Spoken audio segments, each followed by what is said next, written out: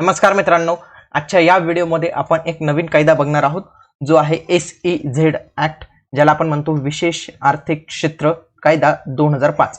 तर विशेष आर्थिक क्षेत्र काय असते याच्या संबंधित ज्या महत्त्वाच्या बाबी आहेत ना, आपण ऑलरेडी एका व्हिडिओमध्ये कव्हर केलेल्या आहेत। त्याच्यानंतर खूप साऱ्या मुलांचे मला प्रश्न आले की सर सिलेबस मध्ये तर कायदा म्हटलेले, अधिनियम म्हटलेले, तुम्ही अधिनियम कव्हर करणार आहात का? मी तेव्हाच बोललो होतो की आपले 6 ते 10 मधील जे सर्व घटक आहेत ना, सर्वच्या सर्व कव्हर केले जातील, तुम्ही काही चिंता करू नका। तो जो टॉपिक होता तो एक वेगळा टॉपिक आहे आणि याच्यानंतर जर जमलं तर आपण लवकरच महाराष्ट्राची SEZ जी पॉलिसी आहे ना, तर ती पण कव्हर करणार आहोत लवकरच। ओके, तर ते पण कव्हर होईल। फक्त मेसेज करून मला हे नका करू की सर कधी कव्हर करणार आहेत, काय कव्हर करणार आहेत। तर माझं एक पॅटर्न आहे आणि त्या पॅटर्न प्रमाणे मी जे आहे ना, तर ते लेक्चर कंडक्ट करतोय, जेणेकरून तुमचे लेक्चर जास्तीत जास्त लवकर व्हावे, कारण की परीक्षा आपली जवळ आलेली आहे। येत्या हप्त्यात किंवा येत्या काही दिवसात आपल्याला रिझल्ट सुद्धा बघायला मिळणार आहे। ठीक आहे, तर आता आपण पुढे जाऊया। या कायद्यात काय काय म्हटलेले हे सर्व बघूया। या कायद्याची मराठी PDF तुम्हाला मिळणार आहे। ओके, ठीक आहे। तर ही ना अनुक्रमाणिका आहे, प्रत्येकाने अनुक्रमाणिका आहे ना 2-3 वेळा वाचायची, हे लक्षात ठेवा। बघा, विशेष आर्थिक क्षेत्र कायदा 2005, याच्यामध्ये ना एक चॅप्टर्स असतात। चॅप्टरला तुम्ही प्रकरण पण असं म्हणू शकतात किंवा विभाग म्हणू शकतात किंवा भाग म्हणू शकतात, अशी काही नावं याला येऊ शकतात। पण चॅप्टर मध्ये काय आहे, दुसऱ्या चॅप्टर मध्ये काय आहे, ओके, हे जरी तुम्ही थोडंसं वाचून ठेवलं ना तरी तुमचं काम होणार आहे। त्याच्यानंतर किती कलम आहेत ना हे पण बघून ठेवायचे की किती चॅप्टर्स आहेत। बघा इथं 1 2 3 4 5 6 7 8 चॅप्टर्स बघायला मिळतात। ओके, 8 चॅप्टर्स बघायला मिळतात। मग लक्षात ठेवायचं किती प्रकरण आहे, त्याच्यात 8 प्रकरण आहेत असं लक्षात ठेवायचं। हे तुम्हाला नोट्स मध्ये दिलं पाहिजे असंच नाही, हे तुम्ही स्वतः पण अनालिसिस केलं पाहिजे की किती प्रकरण आहेत। त्याच्यानंतर किती कलम आहेत, तर आपल्याला दिसेल की 58 कलम आहेत एकूण। ओके, किती कलम आहेत? 58 कलमे आहेत। किती अनुसूची आहेत, किती शेड्यूल्स आहेत? 3 अनुसूची आहेत, एवढं लक्षात ठेवा। ओके, किती प्रकरण, किती भाग आहेत? 8। किती कलम आहेत? 58। किती आहेत? 3। हे कसं लक्षात ठेवायचं? सिंपल आहे बरं का। हा 8 भाग, हा 8 इथं। ओके, 5 मध्ये 3 टाकले तर किती होतात? 8 होतात। तर हे असं पण थोडंसं कॉम्बिनेशन तुम्ही थोडंसं लक्षात ठेवण्याचा प्रयत्न करू शकता। तर हे जे आहे ना व्यवस्थित रीड करायची। सगळ्यात आधी याची अधिसूचना कधी जाहीर करण्यात आली ही तारीख पण लक्षात ठेवायची। 23 जून 2005 रोजी ही जी आहे ना नोटिफिकेशन जाहीर करण्यात आलेली आहे। या नोटिफिकेशन मध्ये पहिलं वाक्य होतं, विशेष आर्थिक क्षेत्राची स्थापना, विकास, व्यवस्थापन, निर्यातीला चालना देण्यासाठी आणि त्याच्याशी संबंधित किंवा अनुषंगिक बाबींसाठी तरतूद करणारा हा एक कायदा आहे। पुढे, भारतीय प्रजासत्ताकाच्या 56व्या वर्षात संसदेने तो खालील प्रमाणे लागू केलेला आहे। पुढे प्रास्ताविक बघूया आपण। प्रकरण पहिलं इथे सुरू होतं। प्रकरण पहिल्यामध्ये कलम 1 आहे। कलम 1 मध्ये काय? शीर्षक, विस्तार आणि प्रारंभ। या कायद्याचं शीर्षक काय आहे? विशेष आर्थिक क्षेत्र कायदा 2005 असे म्हटले जाईल। विस्तार कुठपर्यंत आहे? संपूर्ण भारत, मग जम्मू काश्मीर सुद्धा आहे बरं का याच्यात, त्यावेळी JNK पण ऍड करण्यात आलं होतं। प्रारंभ कधीपासून होईल? ज्या दिवशी ही अधिसूचना जाहीर होईल। अधिसूचना कधी जाहीर झाली बघा इथे दिलेली आहे, 23 जून 2005 रोजीला अधिसूचना जाहीर झालेली आहे। म्हणजे 23 जून पासून हा लागू होणार आहे, हे कलम 1 मध्ये सांगितले। आता कलम 2 मध्ये ना वेगवेगळ्या व्याख्या सांगण्यात आलेल्या, या व्याख्या तुम्ही रीड करून ठेवायच्या। आता या व्याख्यांना जास्त प्रश्न नाही येणार बरं का, कारण की या एकदम थोड्याशा वेगळ्या टाईपच्या व्याख्या आहेत। इथं मी इंग्लिश मध्ये दिलेलं आहे आणि हे मराठीमध्ये याचं ट्रान्सलेशन पण दिलेलं आहे। ओके, कारण की कधी कधी हे शब्द जे आहे ना तर ते कन्फ्युज होऊन जातात तुम्ही, त्याच्यासाठी। मग याच्यामध्ये समजा नियुक्ती दिवस काय, तर नियुक्ती दिवसची डेफिनेशन इथं दिलेली नाही। त्यांनी काय सांगितले, एका कलम 4च्या उपकलम 1 मध्ये अंतर्गत जी डेफिनेशन दिलेली असेल ती। ओके, म्हणजे इथं प्रत्येक शब्दासाठी असंच काहीतरी म्हटलेलं आहे, हे तुम्ही एका वेळी वाचून घ्या। याच्यावर जास्त प्रश्न विचारले जाण्याची शक्यता कमी आहे। हे प्रश्न कधी विचारले जातील लक्षात ठेवा। बघा, अधिसूचित केलेले गुन्हे, आता हे कलम 21च्या उपकलम 1 मध्ये जे काही दिले असेल ना त्याच्यावर प्रश्न येतील। इथं असं नाही विचारणार की अधिसूचित केलेले गुन्हे कोणत्या कलमाच्या उपकलमा अंतर्गत देण्यात आले, एवढ्या डीप मध्ये प्रश्न येणार नाही। ठीक आहे, हे सर्व तुम्ही एका वेळी वाचून घ्या। प्रकरण 2 बघूया, विशेष आर्थिक क्षेत्राची स्थापना कशी होईल, याच्या संबंधित प्रकरण 2 आपल्याला मदत करतो। त्याच्यामध्ये कलम 3 आहे, विशेष आर्थिक क्षेत्राची स्थापन करण्यासाठीचा प्रस्ताव तयार करण्याची प्रक्रिया। मग आपल्याला जर SEZ तयार करायचं, आता मी विशेष आर्थिक क्षेत्राला या व्हिडिओमध्ये SEZ म्हणणार आहे बरं का, स्पेशल इकॉनॉमिक झोन असं मी त्याला नाव देणार आहे। ठीक आहे, विशेष आर्थिक क्षेत्र असं मी नाव देण्याऐवजी मी त्याला SEZ सिंपल मध्ये म्हणतो। तर या कायद्याअंतर्गत केंद्र सरकार, राज्य सरकार किंवा कोणत्याही व्यक्तीद्वारे वस्तूंच्या निर्मितीसाठी किंवा सेवा प्रदान करण्यासाठी विशेष आर्थिक क्षेत्राची स्थापना केली जाऊ शकते. असा प्रश्न आला की खालीलपैकी विशेष आर्थिक क्षेत्राची स्थापना कोण करू शकतं? तर कोण कोण करू शकतं? केंद्र सरकार पण करू शकतं, एखादं राज्य सरकार पण करू शकतो, टाटा, बिर्ला, अंबानी हे पण करू शकतात, किंवा एखाद्या संस्थेमार्फत सुद्धा केलं जाणार आहे वस्तूच्या निर्मितीसाठी किंवा सेवा प्रदान करण्यासाठी. ठीक आहे. विशेष आर्थिक क्षेत्राचा स्थापन करणारी कोणतीही व्यक्ती, समजा टाटा, बिर्ला, अंबानी यांना विशेष आर्थिक क्षेत्र तयार करायचं असेल महाराष्ट्रात, मग असं क्षेत्र ओळखल्यानंतर विशेष आर्थिक क्षेत्र स्थापन करण्याच्या उद्देशाने त्यांना राज्य सरकारला प्रस्ताव पाठवावा लागेल. समजा अडाणी जे आहेत किंवा टाटा आहेत, यांना महाराष्ट्राच्या विदर्भामध्ये आणखी एक प्लांट खोलायचा आहे, त्यांना इलेक्ट्रिकल प्लांट खोलायचा आहे. ओके, तर इलेक्ट्रिक कारसाठी त्यांना प्लांट खोलायचा आहे, किंवा त्यांना जे आहे ना एका विशेष आर्थिक क्षेत्राची निर्मिती करायची. खूप साऱ्या संस्था एकत्र आल्या, त्यांनी असं ठरवलं की हा जो एरिया असेल ना, एका विदर्भातील एक मोठा एरिया घेतला, 500,000 एकर जागा घेतली आणि तिथे सांगितलं की इथं सगळं इलेक्ट्रिकल कारचं मॅन्युफॅक्चरिंग करण्यासाठी किंवा विविध उद्योगांसाठी आपण ही जागा घेत आहोत. समजा टाटा ग्रुप ऑफ कंपनीज किंवा अनेक ग्रुप ऑफ कंपनीजने मिळून ही जागा घेण्याचा प्रस्ताव केला. तर हा प्रस्ताव त्यांना राज्य सरकारला पाठवावा लागेल. विशेष आर्थिक स्थापन करण्याची कुठलीही व्यक्ती क्षेत्र ओळखल्यानंतर त्याच्या पर्यायानुसार विशेष आर्थिक स्थापन करण्याच्या उद्देशाने थेट बोर्डाकडे सुद्धा प्रस्ताव पाठवू शकते. एकतर तो काय करेल, राज्य सरकारकडे प्रस्ताव पाठवेल, एकतर तो बोर्डाकडे पण पाठवू शकते. परंतु या उपकल्माअंतर्गत एखाद्या व्यक्तीकडून असा प्रस्ताव प्राप्त झाला असेल, मंडळ मान्यता देऊ शकते, अशी मंजुरी मिळाल्यानंतर संबंधित व्यक्तीने विहित केलेल्या कालावधीत राज्य सरकारची संमती प्राप्त करणे आवश्यक आहे. म्हणजे काय की आपल्याकडे दोन पर्याय, एकतर काय करायचं, डायरेक्ट राज्य सरकारकडे जायचं, ओके, स्टेट गव्हर्नमेंटकडे जायचं, किंवा डायरेक्ट जे बोर्ड असेल ना, जे बोर्ड याला मान्यता देईल त्या बोर्डकडे जायचं. आता समजा या बोर्डने मान्यता दिली, ठीक आहे, पण आपल्याला राज्य सरकारची संमती घेणं आवश्यक आहे. म्हणजे या सगळ्या प्रोसेसमध्ये आपल्याला काय दिसतं की राज्य सरकारकडे विशेष अधिकार आहेत, ते त्यांना त्यांची सहमती लागणारच आहे तुम्हाला. ओके, जर समजा राज्य सरकारला जर विशेष आर्थिक क्षेत्र किंवा एसीझेड स्थापन करायचं असेल तर त्याचा प्रस्ताव ते थेट बोर्डाकडे पाठवू शकतात. आता असा जो प्रस्ताव असेल हा विहित केलेला, म्हणजे जे काही नमूद केलेले तपशील आहेत तर त्या तपशिलानुसारच पाठवला गेलेला पाहिजे. बोर्ड प्रस्ताव झाल्यानंतर त्याच्यात काही सुधारणा सुचवेल किंवा तो नाकारेल, अशा सर्व अटी शर्तींच्या अधीन राहून केंद्र सरकार विशेष आर्थिक क्षेत्राच्या स्थापनेसाठी काही आवश्यकता विहित करू शकते. म्हणजे काय की सांगू शकते की जमिनीचं किमान क्षेत्रफळ किती असलं पाहिजे. म्हणजे जर तुम्हाला एसीझेड स्थापन करायचं असेल, त्यांनी अशी अट लावली की एसीझेड स्थापन करण्याची मर्यादा आहे की 500 एकरपेक्षा जास्त तुमच्याकडे जमीन असली पाहिजे, 500 एकरपेक्षा जास्त असेल तरच, आणि बाकीच्या काही अटी शर्ती असतील ती सुद्धा लागू करू शकतात. जर बोर्डाने प्राप्त झालेल्या प्रस्तावाला कुठल्याही बदलाशिवाय मान्यता दिल्यास त्यांना केंद्र सरकारला कळवावं लागेल. आता बोर्डने जर मान्यता दिली तर बोर्डला केंद्र सरकारला कळावे लागेल.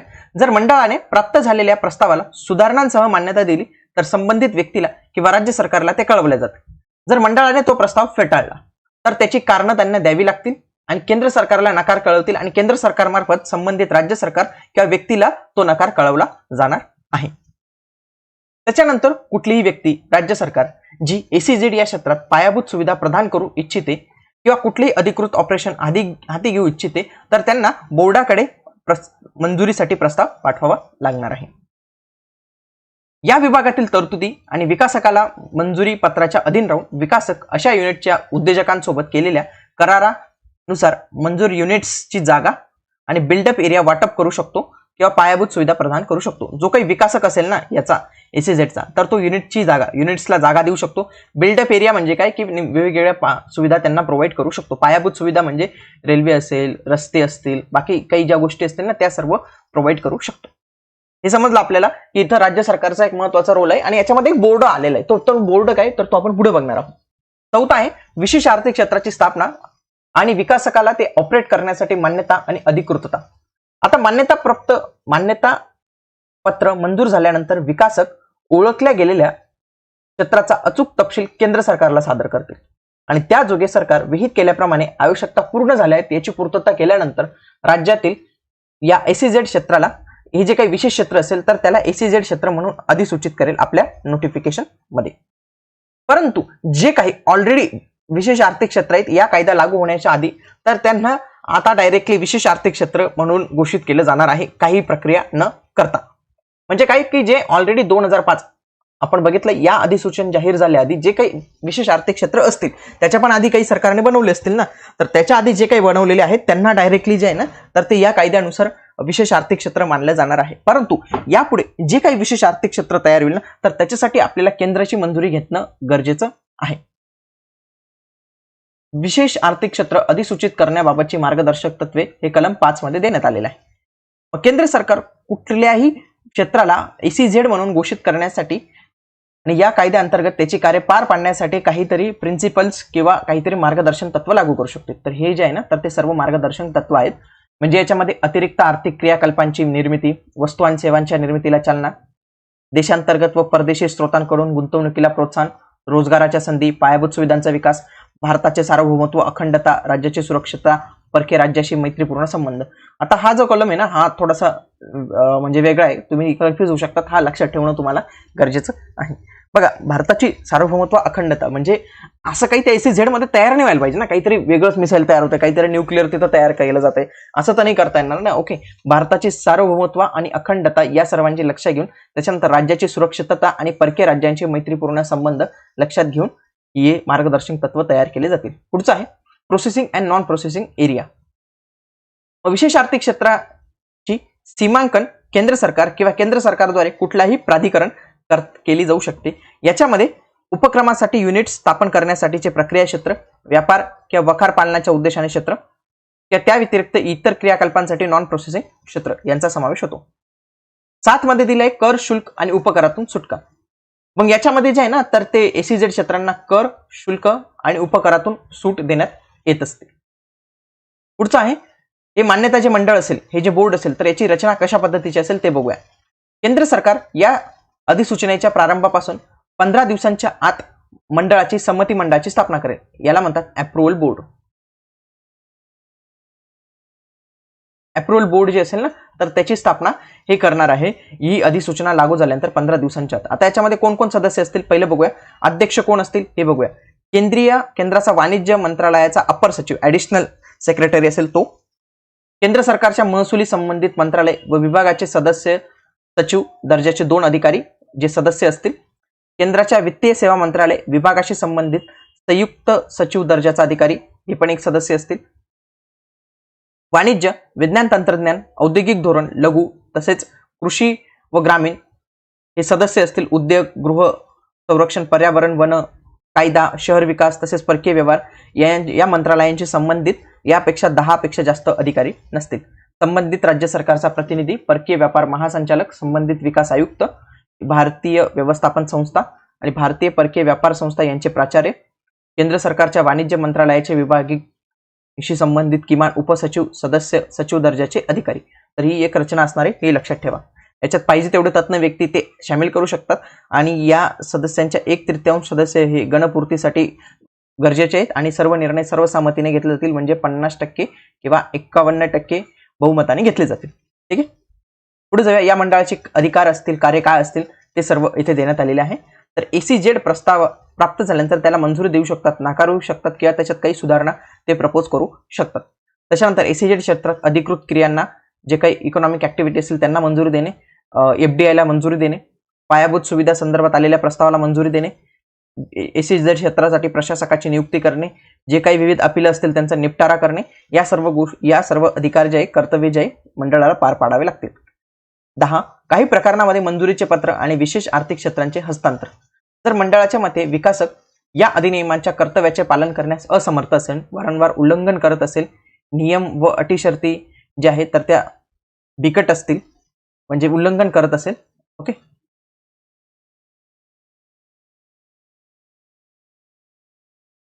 पुढे बिकट आर्थिक परिस्थितीमुळे हे निर्णय पार पाडण्यासाठी तो असमर्थ असेल, तर अशा वेळी जे आहे ना तर ते त्याच्याकडनं जे आहे ना तर त्याला 1 वर्षासाठी किमान निलंबित केलं जाऊ शकतं त्या विकासकाला आणि तिथे एका प्रशासकाची नियुक्ती करण्यात येईल. परंतु असं निलंबन करण्यासाठी किमान 3 महिन्याची पूर्व नोटीस देणं गरजेचं आहे.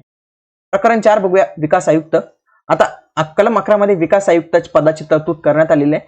केंद्र सरकार व भारत सरकारमध्ये कार्यरत उपसचिव दर्जाहून कमी दर्जाचे नसलेल्या अधिकाऱ्यांची विकास आयुक्त म्हणून नियुक्ती करण्यात येईल. म्हणजे उपसचिव म्हणून ओके, उपसचिव म्हणून असलेल्या जो काही दर्जाचा अधिकारी असेल त्याच्यापेक्षा कमी दर्जाचा अधिकारी चालणार नाही, त्याच्यापेक्षा जास्त दर्जाचा असला तरी चालणार आहे. ठीक आहे. त्याच्यानंतर यासाठी म्हणजे या विकास आयुक्ताला सहाय्य करण्यासाठी जो काही कर्मचारी वर्ग असेल तो केंद्र सरकार उपलब्ध करून देईल. पगार, भत्ते, इतर सर्व सेवा केंद्र सरकार निश्चित करणार आहे.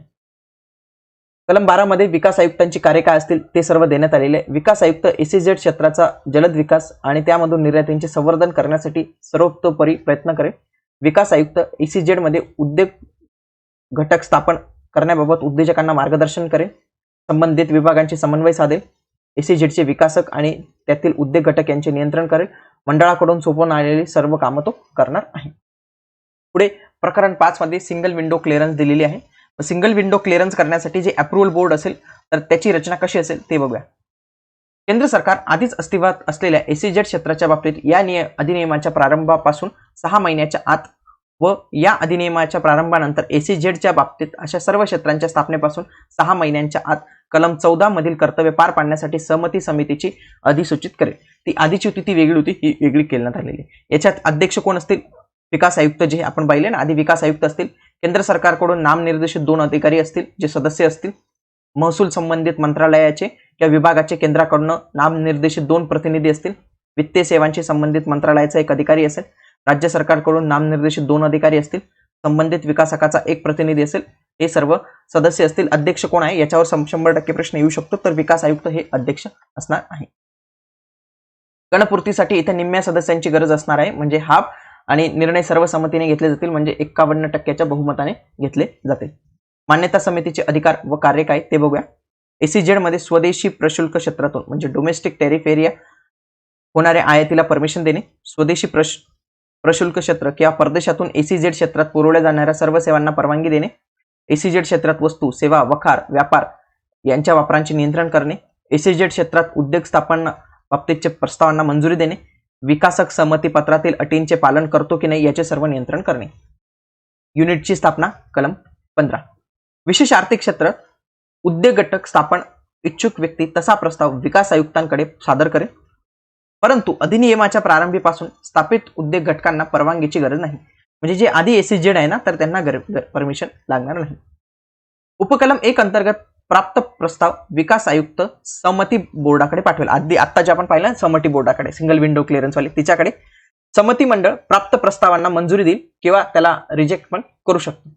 जर प्रस्ताव नाकारला गेला तर विहित मुदतीत संमती मंडळाकडे अप्रुव्हल बोर्डकडे अपील करेल व त्यासाठी विहित केलेली फी भरावी लागेल. उद्योजकाला मंजुरी पत्र रद्द करणे, तर याच्यासाठी जे आहे ना काही तत्व या कलमात देण्यात आलेली आहेत ती आता बघूया आपण. कलम 16 मध्ये काय म्हटलेलं आहे? उद्योजकांना मंजुरी पत्र रद्द करणे. स्वीकृती समितीला म्हणजेच काय? मान्यता समिती. हेच आता पाहिलं ना, याला वेगवेगळ्या ठिकाणी वेगवेगळं नाव येऊ शकतं, म्हणून मी तुम्हाला वेगवेगळे नावं दिलेली आहेत. अप्रुव्हल बोर्ड कोणत्याही वेळी उद्योजकाने कोणत्याही अटी शर्तींचे उल्लंघन केले असे आढळून आल्यास उद्योजकाला दिलेले मंजुरी पत्र रद्द करू शकतं, परंतु उद्योजकाला सुनावणीची संधी दिल्याशिवाय असे कुठलेही मान्यतेचे पत्र रद्द केले जाणार नाही. म्हणजे त्याची पण बाजू ऐकली घेतली जाणार नाही, एकतर्फा निर्णय घेतला जाणार नाही. जिथे मंजुरीचे पत्र रद्द केले असेल तेथे युनिट्सला अशा रद्द केल्याच्या तारखेपासून या कायद्याअंतर्गत त्याला उपलब्ध असणारी कुठलीही सूट, सवलत, लाभ, वजावट जे डिडक्शन आहे तर ते कुठलाही लाभ मिळणार नाही. म्हणजेच मंजुरी पत्र रद्द झाल्यानंतर तुम्हाला जे आधी एसीझेड क्षेत्रामधून काही जे लाभ मिळत होते तर ते लाभ आता बंद होईल. ज्या उद्योगांचे मंजुरीचे पत्र रद्द करण्यात आले आहे तो भांडवली वस्तू, स्टॉकमध्ये पडून असलेला तयार माल, त्याच्या युनिटशी संबंधित वापरण्यात नसलेला कच्चा माल, त्याच्या संदर्भात त्याने घेतलेली सूट, सवलत, कमतरता, इतर कुठलाही लाभ केल्याप्रमाणे त्याला पाठवला जाईल. ओके, म्हणजे त्याने जी सूट घेतलेली असेल ना, म्हणजे कच्चा माल संदर्भात त्याने सूट घेतली असेल, सूट, सवलत, कमतरता, कुठलाही लाभ, तर त्याला पाठवावा लागणार आहे, परत तो पाठवावा लागणार आहे. मान्यता समितीच्या आदेशामुळे नाराज झालेली कुठलीही व्यक्ती विहित वेळेत मंडळाकडे अपील करण्यासाठी प्राधान्य देऊ शकते. म्हणजे मंडळ जे आहे ना तर त्याची रिक्वेस्ट लवकर घेणार आहे. त्यासाठी विहित केलेल्या वेळेच्या समाप्तीनंतर प्राधान्य दिल्यास कोणतेही अपील स्वीकारले जाणार नाही. ठीक आहे. अपिली निकाली काढण्याची प्रक्रिया विहित केलेली असेल, परंतु अपिली निकाली काढण्यापूर्वी अपील करताना सुनावणीची वाजवी संधी दिली जाईल. पुढे कलम 17 मध्ये ऑफशोर बँकिंग युनिटची स्थापना आणि ऑपरेशन याची माहिती देण्यात आलेली आहे. विशेष आर्थिक क्षेत्रामध्ये ऑफशोर बँकिंग युनिटची स्थापना. ऑफशोर म्हणजे काय? ज्या बाकीच्या बँका तिथं जे आपल्या ब्रांच स्थापन करतील ना त्यांना आपण ऑफशोर बँकिंग युनिट असं म्हणणार आहोत. यांच्या स्थापनेसाठी रिझर्व्ह बँकेकडे अर्ज केला जाईल बँकांकडनं. अर्ज मिळाल्यानंतर रिझर्व्ह बँक अर्जदाराने सर्व अटी पूर्ण केल्यानंतर समाधानी असल्यास अर्जदाराला ऑफशोर बँकिंग युनिटची स्थापना आणि ऑपरेशनसाठी परवानगी दिली जाईल. रिझर्व्ह बँक अधिसूचनेद्वारे विशेष आर्थिक क्षेत्रामध्ये ऑफशोर युनिट बँकेची स्थापना, संचालन, अटी शर्ती निर्दिष्ट करेल. इथं कोण म्हटले बघा, इथं आरबीआय म्हटलेले बघा. असा प्रश्न आला की ऑफशोर बँकिंग युनिटची स्थापना करण्यासाठी कोण परमिशन देतं, तर तिथं देऊ शकतं केंद्र सरकार, एसईझेडची मान्यता समिती, असे वेगवेगळे ऑप्शन देऊ शकतात. तर याचं ऑप्शन जे राईट ऑप्शन असेल तर ते आरबीआय आहे, लक्षात ठेवा. आंतरराष्ट्रीय वित्तीय सेवा केंद्राची स्थापना. केंद्र सरकार एका विशेष आर्थिक क्षेत्रात आंतरराष्ट्रीय वित्तीय सेवा केंद्राची स्थापना करण्यास मान्यता देऊ शकते, परंतु केंद्र सरकार एका एसईझेड मध्ये केवळ एकच असं इन्स्टिट्यूट स्थापन करण्यासाठी मंजुरी देईल. केंद्र सरकार, reserve bank, securities exchange board of India म्हणजे SEBI, insurance regulatory and development authority अशा इतर संबंधित प्राधिकरणांनी तयार केलेल्या मार्गदर्शक तत्वाच्या अधीन राहून त्यांना योग्य वाटेल त्याप्रमाणे आंतरराष्ट्रीय वित्तीय सेवा केंद्रामध्ये स्थापनेसाठी आवश्यक अटी आणि शर्ती, इथं शर्ती हा शब्द लिहा तुम्ही, शर्ती करून घ्या, अटी व शर्ती विहित करू शकतो. कलम 19 एकल अर्ज म्हणजे सिंगल ऍप्लिकेशन आणि परतावा म्हणजे त्याला म्हणतात रिटर्न्स. ओके, रिटर्न्स तुम्ही जे आयटी रिटर्न्स भरता ना, तर तो म्हणतात ना परतावा, तर हा परतावा आहे बरं का. परतावा म्हणजे ते रिटर्न्स, आयटी रिटर्न्स भरताना, तर तो हा शब्द इथं आलेला आहे. सध्या लागू असलेल्या इतर कोणत्याही कायद्यांमध्ये काही असले तरी, म्हणजे इतर काही मध्ये काही म्हटलं असेल तरी केंद्र सरकार आवश्यक असल्यास विकासक व उद्योजकांकडून कोणताही परवानगी, नोंदणी, मान्यता मिळवण्यासाठी एकल अर्ज फॉर्म देईल. विशेष आर्थिक क्षेत्राच्या विकासाशी संबंधित बाबींवर केंद्र सरकारच्या अधिकारांचा वापर करण्यासाठी किंवा युनिटची स्थापना आणि संचालन करण्यासाठी बोर्ड, विकास आयुक्त आणि मान्यता समितीला अधिकृत केले जाईल. विकासक व उद्योजकाद्वारे परतावा आणि माहितीसाठी एकल अर्ज फॉर्म असेल. म्हणजे काय, एक सिंगल ऍप्लिकेशन असेल. आता काही कायद्यात असं म्हटलं असेल की 10-12 ऍप्लिकेशन लावावे लागतील, म्हणजे त्या कायद्यात काही असले, परंतु इथं केंद्र सरकार सांगतंय ना की इथं एसईझेड मध्ये एकच फॉर्म लागेल, तर इथं एकच फॉर्म लागणार आहे. तपासणी करण्यासाठी एजन्सी. केंद्र सरकार अधिसूचनेद्वारे विकासक या उद्योजकांद्वारे कोणत्याही केंद्रीय कायद्याच्या तरतुदींचे पालन सुनिश्चित करण्यासाठी किंवा सर्वेक्षण करण्यासाठी, तपासणी करण्यासाठी कुठलेही अधिकारी किंवा कुठलीही एजन्सी नमूद केली जाऊ शकते, निर्दिष्ट केली जाऊ शकते. पुढे 21 अधिसूचित गुन्ह्यांसाठी एकल अंमलबजावणी अधिकारी किंवा एजन्सी. केंद्र सरकार आपल्या अधिसूचनेद्वारे या कायद्याच्या हेतूने अधिसूचित अपराध म्हणून दंडनीय केलेली कोणतीही कृती वगळणे किंवा निर्दिष्ट करू शकते. म्हणजे एसईझेड कायद्यात, म्हणजे एसईझेड मध्ये कुठलीही कृती याला काय गुन्हा मानायचा का नाही, याला दंडनीय गुन्हा मानायचा का नाही, तर याच्या अधिसूचनेद्वारे ते काही कृती ऍड करू शकतं आणि जे काही कृती असतील तर त्यांना रिमूव्ह करू शकतो. केंद्र सरकार सामान्य किंवा विशेष आदेशाद्वारे एसईझेड क्षेत्रामध्ये कोणत्याही अधिसूचित गुन्ह्याच्या किंवा गुन्ह्याबाबत कोणत्याही अधिकारी एजन्सीला अंमलबजावणी अधिकारी किंवा एजन्सी म्हणून अधिकृत करू शकते. प्राधिकृत प्रत्येक अधिकारी एजन्सी अधिसूचित गुन्ह्याच्या संबंधित केंद्रीय कायद्याप्रमाणे प्रदान केलेल्या तपासणी, शोध, जप्तीचे सर्व अधिकार त्याला असतील. अन्वेषण, तपासणी, शोध, जप्ती. एजन्सी किंवा जो काही अधिकारी असेल संबंधित विकास आयुक्तांना पूर्व सूचना देऊन, जे काही विकास आयुक्त असतील त्यांना आधी नोटीस देईल की आम्ही थोडं चौकशीसाठी येत आहे, बघा तेवढं.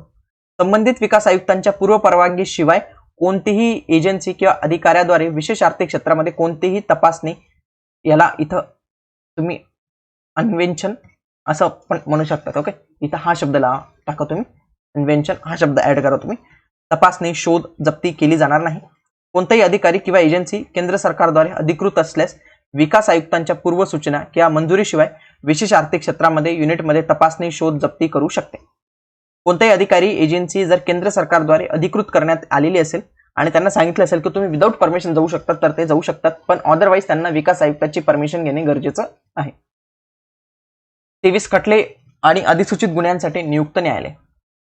तर विशेष आर्थिक क्षेत्रात घडलेल्या अधिसूचित अपराधांसाठी व दिवाणी स्वरूपाच्या विवादांच्या निराकरणासाठी राज्य सरकार उच्च न्यायालयाच्या मुख्य न्यायाधीशांच्या संमतीने एक किंवा अधिक न्यायालयांना निर्देशित करू शकतात. इतर कोणत्याही न्यायालयांना अशा स्वरूपाचे खटले दाखल करून घेता येणार नाही, परंतु अधिनियमाच्या प्रारंभीपूर्वी म्हणजे या कायद्याच्या लागू होण्यापूर्वी जे काही खटले ज्या न्यायालयात असतील ते त्याच न्यायालयात त्याचप्रमाणे चालणार आहे. उच्च न्यायालयात अपील. नियुक्त केलेल्या न्यायालयाच्या कुठल्याही निर्णयामुळे किंवा आदेशामुळे नाराज झालेली व्यक्ती, अफेक्टेड झालेली व्यक्ती निर्णय आल्यानंतर 60 दिवसांच्या आत उच्च न्यायालयात अपील करू शकते. असा प्रश्न येऊ शकतो की उच्च न्यायालयात अपील करण्यासाठी किती दिवस असतील, तर 60 दिवसांच्या आत तुम्हाला तिथं अपील करणं गरजेचं आहे. पुढे कंपन्यांचे गुन्हे, म्हणजे कंपन्यांकडनं काही गुन्हे होतात. मग याच्यामध्ये काय देण्यात आलेले की कंपन्यांकडनं ज्यावेळी तो गुन्हा घडला असेल आणि त्यावेळी एखादा व्यक्ती त्या गुन्ह्यासाठी त्या कंपनीत प्रभारी असेल तर त्याला ती जबाबदार ठेवली जाणार आहे आणि त्याला त्यानुसार शिक्षा होणार आहे. समजा एखाद्या कंपनीने काही गुन्हा केला आणि त्याच्यासाठी अकाउंट डिपार्टमेंट जिम्मेदार होतो आणि अकाउंट डिपार्टमेंटचा जो हेड असेल तर त्याला पकडलं जाणार आहे. परंतु जर असं लक्षात आलं की त्याच्याकडनं गुन्हा हा नकळत झालेला आहे आणि त्याने गुन्हा रोखण्यासाठी सर्व परिश्रम केले होते पण तरी तो गुन्हा झालेला आहे, तर त्यांना अशा वेळी त्याला जबाबदार धरलं जाणार नाही. कलम म्हणजे प्रकरण 6 चॅप्टर 6 विशेष आर्थिक क्षेत्रांसाठी विशेष आर्थिक तरतुदी. कलम 26 प्रत्येक विकासक व उद्योजकाला सूट, कमतरता आणि सवलती दिल्या जातील. विकासक व या क्षेत्रातील निर्मिती प्रक्रियांसाठी आयात केलेल्या वस्तू या सेवांवर तसेच या क्षेत्रांमधून निर्यात केलेल्या मालांवर खालील सवलती लागू राहतील. मग हे जे काही ऍक्ट दिले तर या ऍक्टच्या तरतुदींवर जे काही सर्व त्यांना सूट असेल तर ती सूट दिली जाणार आहे.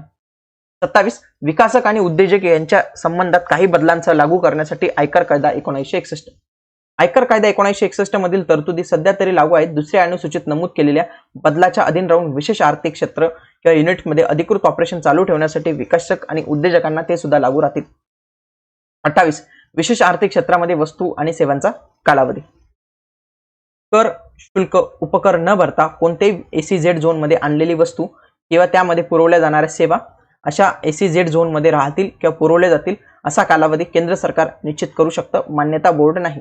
असा प्रश्न येऊ शकतो कोण करू शकतं, तर मान्यता बोर्ड नाही, केंद्र सरकार करणार आहे. मालमत्तेचे हस्तांतर किंवा माल काढून टाकणे. कुठल्याही एसीझेड मध्ये आणलेल्या वस्तू किंवा उत्पादित केलेल्या कुठल्याही वस्तूंच्या मालकीचे हस्तांतर करण्यास किंवा अशा झोन मधून काढून टाकण्याची परमिशन केंद्र सरकारद्वारे दिली जाणार आहे. 3 युनिट्सला देशांतर्गत मंजुरी. या संदर्भात केंद्र सरकारने केलेल्या नियमावलीच्या नमूद केलेल्या अटींच्या अधीन राहून विशेष आर्थिक क्षेत्रापासून देशांतर्गत जकात क्षेत्रांकडे काढण्यात आलेल्या कोणत्याही वस्तूंवर सीमा शुल्क कायदा 1975 अंतर्गत डम्पिंग, काउंटरवेलिंग, सेफगार्ड ड्युटीसह सीमा शुल्कावर शुल्क आकारले जाईल आणि जेथे लागू असेल तेथे आयात केलेल्या अशा वस्तूंवर कर जाईल.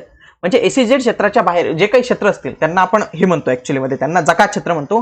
तर त्या जकात क्षेत्रावर सीमा शुल्क कायदा 1975 अंतर्गत जे काही शुल्क असतील तर ते शुल्क लागू होणार आहे. शुल्क व दर मूल्यमापनाचा जो दर असेल, ओके, मूल्यमापनाचा जो दर असेल जर काही असेल तर विशेष आर्थिक क्षेत्रांमधून काढून टाकण्यात आलेल्या वस्तूंवर लागू करण्यात आलेल्या दर मूल्यांकानुसार लागू असेल. जेथे तारीख निश्चित करता येत नाही तेथे शुल्क भरण्याच्या तारखेपासून तो लागू होणार आहे. प्रकरण 7 विशेष आर्थिक क्षेत्र प्राधिकरण. आता या प्राधिकरणाची रचना कशी असेल बघूया. केंद्र सरकार या अधिसूचनेच्या प्रारंभापासून 6 महिन्याच्या आत एसीझेड क्षेत्रासाठी एका प्राधिकरणाची नियुक्ती करेल. परंतु अधिनियमाच्या प्रारंभी अस्तित्वात असलेले प्राधिकरण व्यक्तींची नेमणूक नवीन प्राधिकरण अस्तित्वात येईपर्यंत ॲज इट इज राहणार आहे. या प्राधिकरणाचे मुख्यालय केंद्र सरकार अधिसूचित करेल त्या ठिकाणी असेल. याची रचना खाली प्रमाणे असेल. संबंधित विकास आयुक्त हे अध्यक्ष असतील. एसीझेड क्षेत्रांसंबंधित ज्ञान असलेले व केंद्र सरकारने नामनिर्देशित केलेले असे 2 सदस्य असतील. केंद्र सरकारच्या वाणिज्य मंत्रालय व विभागाशी संबंधित एक अधिकारी असेल जो सदस्य असतील. 2 पेक्षा जास्त नसलेले उद्योगांचे प्रतिनिधी असतील. याची जी आहे तर ती गणसंख्या म्हणजे गणपूर्ती संख्या 3 असणार आहे आणि निर्णय हे सदस्यांच्या बहुमताने म्हणजे 50% किंवा तुम्ही 51% म्हणू शकतात. ठीक आहे. कलम 32 प्राधिकरणाचे अधिकारी व इतर कर्मचारी. आता बघा, विशेष आर्थिक क्षेत्राचा प्रत्येक विकास आयुक्त संबंधित प्राधिकरणाचा मुख्य कार्यकारी अधिकारी असेल आणि अशा अधिकारांचा वापर करेल आणि विहित केलेली कार्य त्याला पार पाडावे लागेल. प्रत्येक प्राधिकरण बदली झालेल्या अधिकारी कर्मचाऱ्याच्या अतिरिक्त अशा सर्व अधिकारी व कर्मचाऱ्यांची नियुक्ती करू शकेल, कारण या कायद्याने त्याला कार्यक्षम पार पाडण्यासाठी अधिकारी गरजेचे आहेत. म्हणजे इथं अधिकारी नियुक्त करता येणार आहे. पुढे कलम 33 अधिकारी किंवा इतर कर्मचाऱ्यांच्या प्राधिकरणाकडे बदलींसाठी विशेष तरतूद करणे. ओके. केंद्र सरकार आदेशानुसार विद्यमान एसीझेड मधील पद धारण करणाऱ्या कोणत्याही अधिकाऱ्याला व अन्य कर्मचाऱ्याला प्राधिकरणाकडे बदली करणे कायदेशीर असेल. ओके. तर याच्याद्वारे जे आहे ना तर ते केंद्र सरकार बदली करू शकते. पुढे प्राधिकरणाची कार्य जे आहे ना तर ते इथं देण्यात आलेले हे पण तुम्ही रीड करून घ्या. जे काही सिंपल गोष्टी आहेत ना त्या मी तुमच्यावर सोडून देतो, जिथं काही लॉजिक लावण्याची गरज नाही आहे. कलम 35 मध्ये केंद्र सरकारकडून अनुदान व कर्ज. केंद्र सरकार संसदेच्या या कायद्यासंदर्भात योग्य विनियोग केल्यानंतर प्रत्येक प्राधिकरणाला अनुदान, कर्ज आणि या कायद्याच्या उद्देशासाठी आवश्यक असेल ती रक्कम देऊ शकते. कोण देणार आहे? केंद्र सरकार. आता निधीचा वापर, निधीची रचना आणि त्याचा वापर कशा पद्धतीने करायचा बघूया. प्रत्येक प्राधिकरणाद्वारे विशेष आर्थिक क्षेत्र संबंधित प्राधिकरण निधी या नावाने एक निधी स्थापन केला जाईल आणि त्यात केंद्र सरकारकडून आलेले सर्व पैसे जमा केले जातील. यात काय असेल? सर्व रक्कम जे केंद्र सरकार संसदेच्या कायद्याद्वारे देणार आहे, त्याच्यानंतर त्यांना मिळालेली सर्व अनुदाने, कर्ज, प्राधिकरणाच्या मालकीच्या मालमत्तेच्या वापरासाठी वापरकर्ता किंवा सेवा शुल्क किंवा भाड्याने प्राप्त झालेल्या सर्व रक्कम, केंद्र सरकारद्वारे ठरवल्या जाणाऱ्या इतर स्रोतांकडून प्राधिकरणाला प्राप्त झालेल्या सर्व रक्कम. हा निधी खालील गोष्टींसाठी लागू करण्यात येईल, म्हणजे कुठं वापर करण्यात येईल बघा. ही रचना झाली, कोण देणार आहे? ही रचना झाली वरची, हा खालचा वापर झाला. कुठं वापर? कर्मचाऱ्यांचे भत्ते, वेतन वगैरे. ओके. प्राधिकरणाचे कार्य, काही कर्ज घेत असेल कर्जाची परतफेड. ओके. प्राधिकरणाचा इतर सर्व प्रशासकीय खर्च. पुढे लेखा व लेखापरीक्षण. ओके. ऑडिट काय असणार आहे? ऑडिट जे आहे तर ते कॅग करणार आहे. इथे लक्षात ठेवा, कॅग ज्याला म्हणतात कॉम्प्ट्रोलर, ज्याला म्हणतात भारताचे नियंत्रक व महालेखा परीक्षक, comptroller and auditor general of India.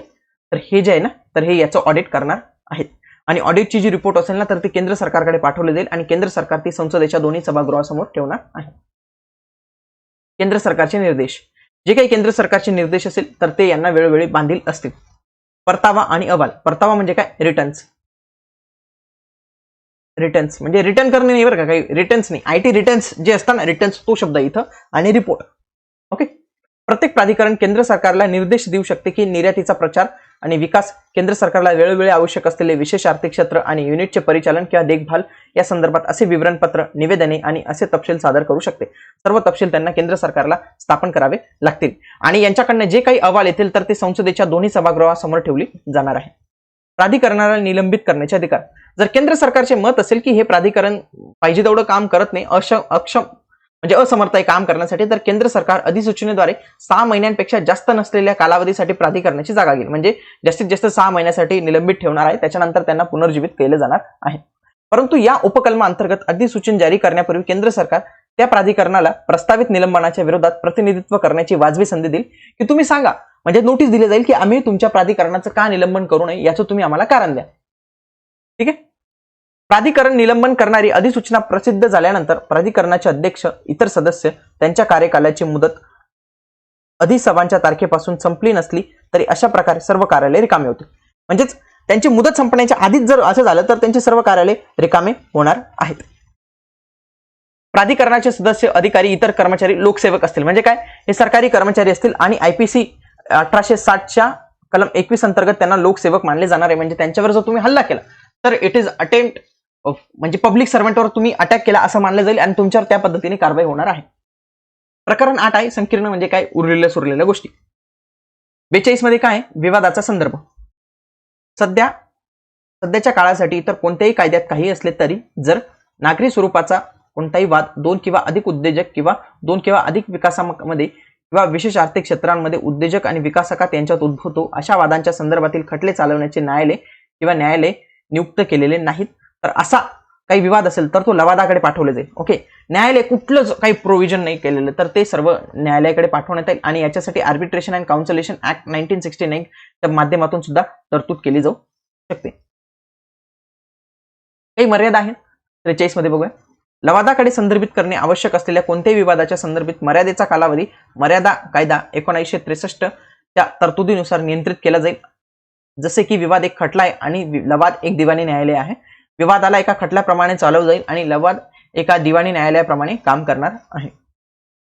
44 या कायद्याच्या तरतुदींचा विद्यमान विशेष आर्थिक क्षेत्रांना लागू होतील. या कायद्याच्या सर्व ज्या तरतुदी आहेत तर त्या विद्यमान आर्थिक क्षेत्राला जशाच्या तसा लागू होणार आहे. ज्या व्यक्तीस या कायद्याअंतर्गत संप्रेषण म्हणजे काय? मेसेज पाठवले जाऊ शकते. या कायद्याअंतर्गत कोणतेही सक्षम प्राधिकरण व व्यक्तींद्वारे संप्रेषण विशेष आर्थिक क्षेत्रांच्या कारभारावर अंतिम नियंत्रण असलेल्या व्यक्तीला पाठवले जाऊ शकते. ओळखपत्र. प्रत्येक व्यक्ती नोकरी करत असलेल्या किंवा रहिवासी असलेल्या आर्थिक क्षेत्रामध्ये हजर राहण्याची आवश्यकता असलेल्या अशा विशेष आर्थिक क्षेत्राच्या झोनच्या प्रत्येक विकास आयुक्ताकडून अशा फॉर्म मध्ये आणि विहित केलेले एक आयडेंटिटी कार्ड दिलं जाणार आहे. म्हणजे काय? विकास आयुक्तांकडून एक आयडेंटिटी कार्ड दिलं जाणार. इथं फक्त प्रश्न येईल की कोणाकडून दिलं जातं, तर हे विकास आयुक्तांकडून दिलं जातं.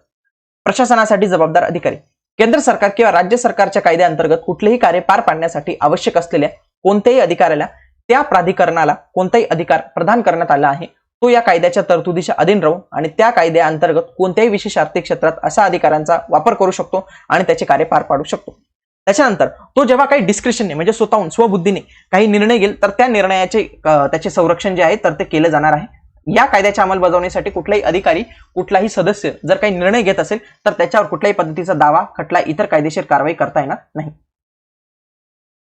विशेष आर्थिक क्षेत्रांच्या संदर्भात या कायद्याच्या किंवा इतर कायद्याच्या तरतुदीमध्ये सुधारणा करण्याचा जो अधिकार असेल तर तो केंद्र सरकारला असणार आहे आणि केंद्र सरकार अशा अधिसूचनेची प्रत संसदेच्या दोन्ही सभागृहासमोर ठेवावी लागणार आहे. राज्य सरकारला सूट देण्याचा अधिकार. राज्य सरकार या कायद्याच्या तरतुदीच्या लागू करण्याच्या उद्देशाने विकासक युनिटची धोरणे अधिसूचित करू शकते आणि कोणताही कायदा लागू करण्यासाठी योग्य पावलं उचलू शकते. विकासक आणि उद्देशकांना राज्य कर आकारणी आणि कर्तव्यांमधून काही सूट दिली जाऊ शकते.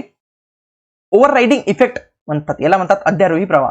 या कायद्याच्या तरतुदी सध्या अंमलात असलेल्या इतर कोणत्याही कायद्यात समाविष्ट असलेले विसंगत असले तरी त्या प्रभावी असतील. म्हणजे काय, एखाद्या कायद्यात म्हटलेलं असेल की म्हणजे लवादकडे निर्णय सोपवला जाऊ शकत नाही कुठल्याही वादाचा, पण तिथं म्हटलेलं आहे ना, इथं म्हटलेलं आहे की लवादाकडे म्हणजे एखाद्या आर्बिट्रेशनकडे जर काही वादविवाद झाला तर तो सोपवला जाऊ शकतो. तर हा ओव्हररायडिंग असेल म्हणजे त्याला हा ओव्हरराईड करणार आहे, त्याला हा पार करणार आहे, याला अध्यारोही प्रवाह म्हणतात, याला ओव्हररायडिंग प्रवाह म्हणतात. काही तरतुदी लागू होणार नाही.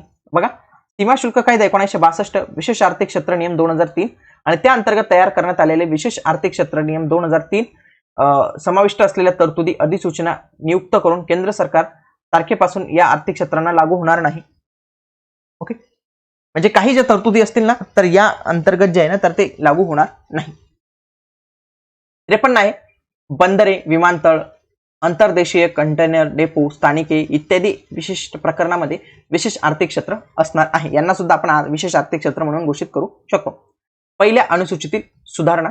आता पहिल्या अनुसूचित बहुत सारे कायदे दिलेले आहेत, तर ते बहुत सारे कायदे अगर हमको ये करना है, सुधारणा करनी है उनमें. ओके, म्हणजे काय सुधारणा करायची असतील तर त्याच्या संदर्भात केंद्र सरकारला सर्व अधिकार आहे आणि केंद्र सरकार अशा पद्धतीने म्हणजे सुधारित केलेले सर्व जे काही प्रत असेल तर ते संसदेच्या दोन्ही सभागृहासमोर मांडणार आहे.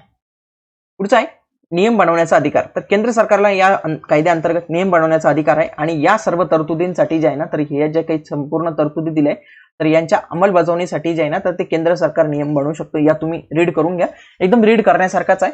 आणि या कायद्याअंतर्गत म्हणजे या कलमा अंतर्गत बनवण्यात येणारा कुठलाही नियम संसदेच्या दोन्ही सभागृहासमोर ठेवणं गरजेचं आहे. अडचणी दूर करण्याची शक्ती. म्हणजे या कायद्याच्या तरतुदी लागू करण्यासाठी जर काही अडचणी येत असेल तर केंद्र सरकार आपल्या अधिकृत राजपत्राद्वारे तसा आदेश देऊ शकते. परंतु हा कायदा सुरू झाल्याच्या तारखेच्या 2 वर्षांच्या कालावधी संपल्यानंतर असा कुठल्याही पद्धतीचा आदेश दिला जाणार नाही आणि हा आदेश दिला असेल तर संसदेपुढे मांडणं गरजेचं आहे. काही अधिनियमांमध्ये सुधारणा. केंद्र सरकार अधिसूचनेद्वारे नियुक्त करेल अशा तारखेपासून 3ऱ्या अनुसूचीमध्ये निर्दिष्ट केलेल्या कायद्यामध्ये त्यात नमूद केलेल्या पद्धतीने सुधारणा केलेल्या जातील. परंतु वेगवेगळ्या तारखा नियुक्त केल्या जाऊ शकतात ज्या दिवशी 3ऱ्या अनुसूचीमधील नमूद केलेल्या सुधारणा विशेष आर्थिक क्षेत्रांसाठी लागू होतील. विशेष आर्थिक क्षेत्रांशी संबंधित केंद्रांकडून बनवलेले सर्व नियम कायदे तोपर्यंत लागू राहतील जोपर्यंत हा कायदा त्या बाबींची संबंधित व नियम अधिसूचनेची जागा घेत नाही. तर हा 58 होता. तर अशा पद्धतीने आजच्या या व्हिडिओमध्ये आपण एक महत्त्वाचा कायदा कव्हर केलेला. बघा, सिंपल कायदा आहे, म्हणजे विशेष आर्थिक क्षेत्र मला आतापर्यंत जो वाटल्यानंतर तो सिंपल कायदा आहे. तुम्ही इंग्रजीमध्ये याची एक पीडीएफ रीड करा. सगळ्यात आधी काय करायची, इंग्रजीमधली पीडीएफ रीड करायची, मराठीमधली रीड करायची, मग आपले लेक्चर बघायचं आणि पुन्हा त्याच्यानंतर लेक्चर बघायचंच नाही. नंतर फक्त ती पीडीएफ आहे ना पुन्हा तुम्हाला रिवाइज करायची आहे. ओके, लवकरच आपण बाकीचे कायदे कव्हर करून जाऊया, कारण कायद्यांना फार वेळ लागतो.